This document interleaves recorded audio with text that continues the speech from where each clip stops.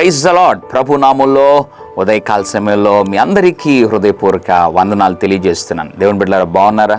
కష్టాల మధ్యలో, కన్నీటి మధ్యలో, ఒడిదుడుకుల మధ్యలో, బాధలు అవమానాల మధ్యలో సతమతం అయిపోయి నలిగిపోతున్నావా? ఉదయకాల సమయంలో నీకు ఒక ఆలోచన కలుగుతూ ఉంది కదా, అన్నీ బాగున్నప్పుడు అందరూ మా వెంటనే ఉన్నారు. ఈ బాధల్లో ఎవరు పట్టనట్టుగా సొంతవారు, తోబుట్టువులు, ఆప్తులు, రక్త సంబంధులు, శ్రేయోభిలాషులు, స్నేహితులు కూడా వదిలిపెట్టి వెళ్ళిపోయారే. ఈ బాధల్లో మాకు ఆశ్రయం ఎవరు?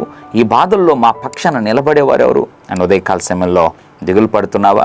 కీర్తనలు గ్రంథము 14వ అధ్యాయం 6వ వచనంలో ప్రభు ఒక మాటను జ్ఞాపకం చేయాలని ఆశపడుతున్నాడు. కీర్తన 14:6, అయినను యెహోవా వారికి ఆశ్రయమై ఉన్నాడు. ఎవరికి ఆశ్రయమై ఉన్నాడు?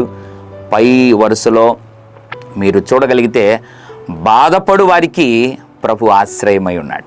ఉదయకాల సమయంలో నీ బాధల్లో నిన్ను అందరూ నిరాశ్రయుడుగా నిన్ను విడిచిపెట్టి వెళ్ళిపోయారా? ఏం బాధపడద్దు. నీ బాధలలో ఎవరు నిన్ను విడిచినా మరిచినా ప్రభు నీకు ఆశ్రయమై ఉన్నాడు. ఇంకెందుకు నీ జీవితంలో కుమిలిపోవడం?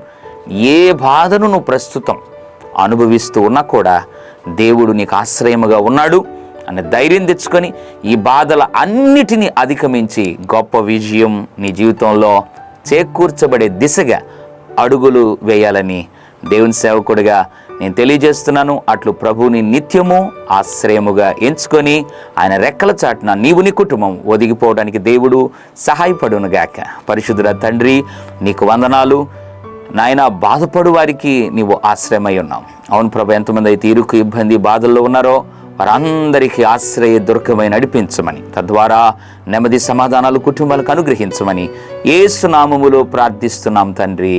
ఆమెన్. God bless you.